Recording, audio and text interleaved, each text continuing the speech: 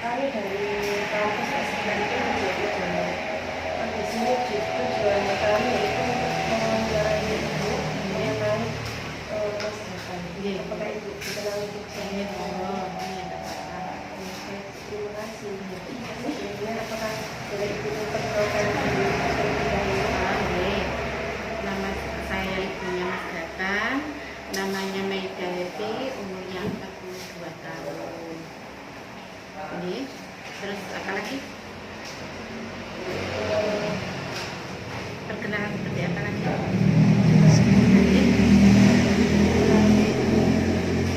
Untuk pertanyaan yang pertama, apakah ibu bisa menceritakan data diri dari Mas Gatan? Iya.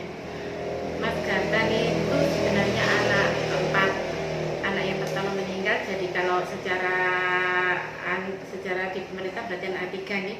Anak ketiga dari 3 bersaudara, anak bungsu lah istilahnya. Laki-laki semua, anak saya laki-laki semua. Yang kakaknya sudah kuliah semester 3. Adiknya lagi, kakaknya Mas Gatan lagi, ada yang SMA kelas 2. Terus ini Mas Gatan umur 7 tahun. Sekolah sejak umur berapa Mas Gatan? 3 tahun sudah sekolah tahun. SD, makanya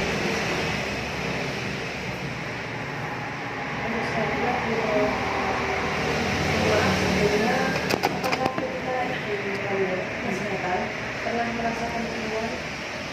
sebenarnya tidak mungkin karena saya hamilnya umur sudah waktu itu 35 tahun ya, sudah terlalu usia ya, waktu itu sudah terlalu usia, mungkin ya gak seperti anak pertama dan kedua sudah lelah apa, akhirnya kan konsumsi vitamin-vitamin yang gimana badan saya serasa fit, biar serasa fit, meskipun ya tidak banyak membantu juga, banyak mengkonsumsi itu vitamin-vitamin itu mengandung DHA yang seharusnya dikonsumsi itu 1 hari 1 kali, saya konsumsi 1 hari 2 kali. Terus ya sebenarnya nggak tahu karena itu apa ya, anak saya yang dulu tak konsumsi juga nggak masalah sebenarnya, konsumsi seperti itu. Maaf Bu, kalau boleh tahu apa yang menyebabkan Mas Gatan mengalami kondisi tersebut? Nah, sebenarnya saya tahunya Mas Gatan itu umur 2 tahun belum bisa bicara, bisanya mama sama susu, mama sama cucu, sudah itu aja sampai dia umur 3 tahun. Akhirnya terapi ke RSUD itu lama, ya memang lama, apa kan antrinya apa itu kan lama.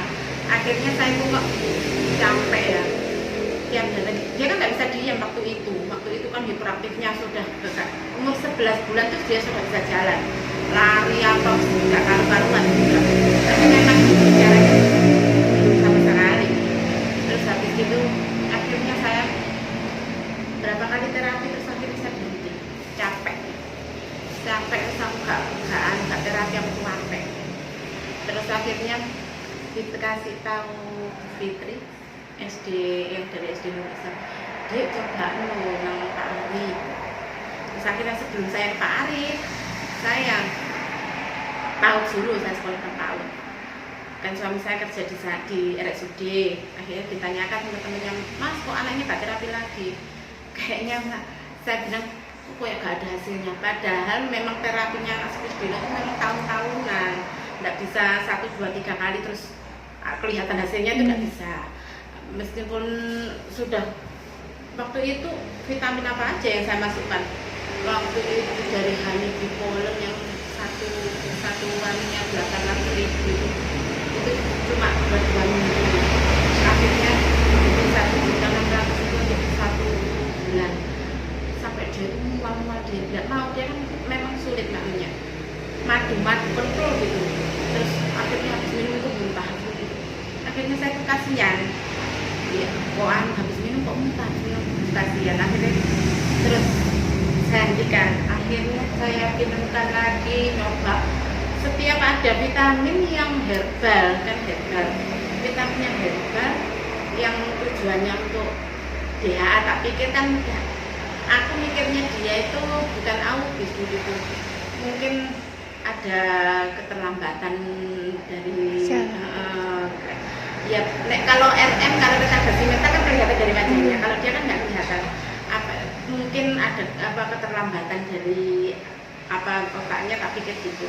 Akhirnya tak belikan vitamin apa, tak belikan generasi itu juga gitu, mau cuman habis gitu muntah, nggak mau muntah.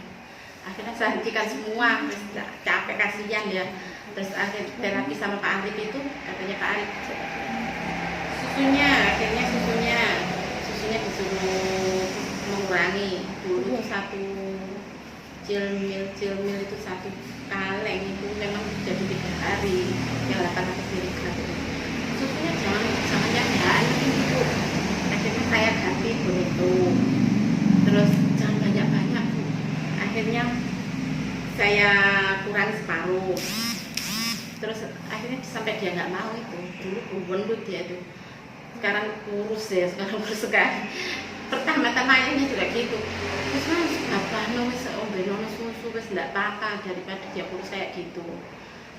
Tapi aku kan mikirnya aku pengen anakku normal, akhirnya didatangkan psikologi sama Pak Arif dari mana ya, dari Surabaya. Dia itu hiperaktifnya, autisnya dari kelebihan DHA. Ternyata dia itu, saya juga seorang kesehatan, di dunia kesehatan baru tahu diagnosa seperti itu. Tak pikir kalau kelebihan DHA itu sudah anak yang pintar, yang yang nggak bermasalah. Gak taunya kalau memang apapun yang berlebihan itu nggak baik juga.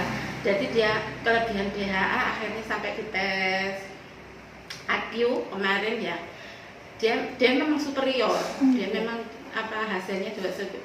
Dan dia begitu karena dia kelebihan DHA, dia begitu kayak hiperaktif, kayak terlambat bicaranya, dia kan karena nggak peduli sama lingkungan. Dari itu karena kelebihan DHA. Jadi aku baru tahu juga kalau kelebihan DHA itu bisa begitu. Aku juga baru tahu hari ini yang pas Pak Arif bilang itu. Dulunya juga nggak ngerti seperti itu.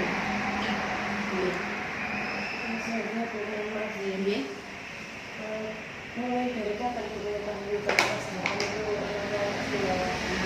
Umur dulu, waktu umur 2 tahun, aku nggak bisa bicara itu, cuma saya murotal tiap, sampai sekarang pun murotal tiap mau tidur dia dengar sampai pagi dia bangun tidur tiap hari gitu, dari umur 2 tahun itu sudah gitu. Terus habis itu sampai umur 3 tahun kok masih belum bisa bicara. Sebenarnya saya tahu kan gini, orang tua itu kadang kan nolak toh anaknya, anakku nggak popo kan gitu ya, karena orang tua itu kadang-kadang nolak juga.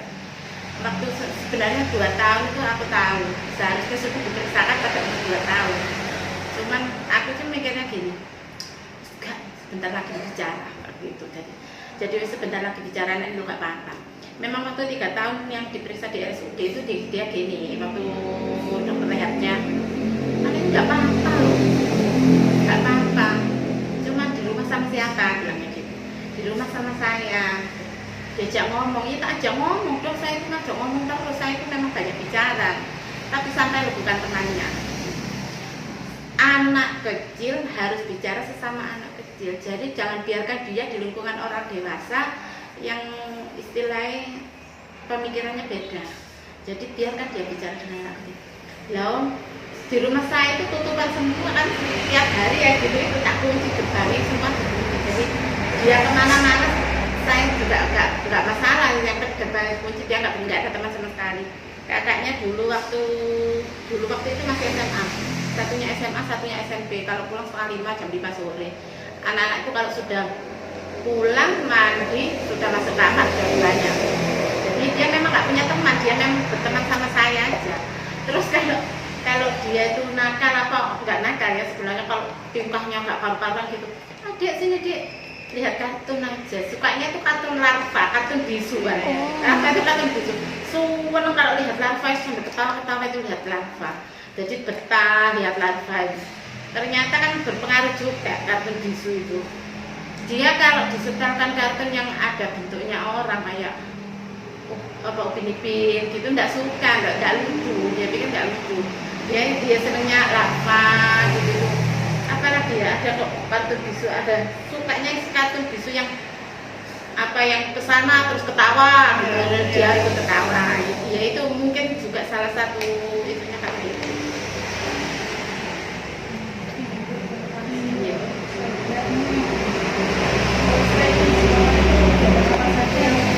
Biasa buat mas kita Di rumah, biasa di sekolah. di rumah ya biasa aja, sholat, ngaji, semua dilakukan di rumah. Soalnya apa, kalau dulu kan waktu itu zamannya COVID ya, dia punya sekolah kan zamannya COVID. Jadi untuk biarkan dia ngaji di lingkungan orang banyak yang gak pakai masker. Saya itu paranoid memang, gak usah ngaji di rumah aja. Tapi memang tiga anak saya itu semua saya ajari sendiri. Jadi anak saya itu waktu masuk TK, yang mas-masnya dulu itu belum masuk TK sudah bisa baca. Umur 3 tahun sudah bisa baca semuanya. Nah kalau ini kan speed reading, ini saya nggak bisa ngajari sama sekali. Tak biarkan sampai TK B, dia itu nggak ngerti huruf, nggak ngerti baca. Terus tak lihat temennya, ini kok bisa baca semua. Akhirnya dari rumah tak paksa belajar akhirnya. Terus katanya Bu Dani yang waktu itu mau lulus itu bilang gini, Bu, Mas Gatan biasanya nggak bisa baca loh, sekarang kok sudah bisa baca, meskipun huruf-huruf apa kayak pada hari itu kan yang nggak paten itu, meskipun sederhana itu sekarang sudah bisa baca. Gitu, alhamdulillah tak ajari di rumah. Memang apa ya, waktu di sekolah mungkin gurunya apa nggak bisa, bukannya nggak bisa ya, dia kan lain. Jadi untuk ngajak dia membaca nggak seperti teman-temannya juga. Kalau temannya dipanggil ayo sini membaca mau, kalau dia nggak mau juga nggak mau. Jadi nggak diajar, meskipun diajari juga nggak mau.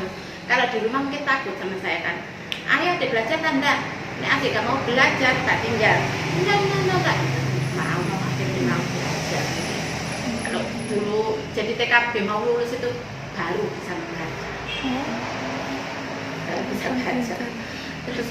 Terus ada tes itu kan dia itu mau dimasukkan kelas inklusi atau kelas reguler. Akhirnya dites dari Surabaya itu, terus enggak apa-apa, Mas Anu bisa baca juga. Cuman memang dia itu nggak fokus. Ya, kalau dia nggak mood apa-apa, sudah matanya kemana-mana. Terus kalau baca itu, aku tuh sudah paham. Kalau dia bacanya salah-salah, berarti dia nggak lihat buku bacaan ini. Matanya sudah kesana-sana sudah. Ayo dilihat, itu baru mana. Jadi harus diingatkan, sering diingatkan. Ayo dilihat. Iya.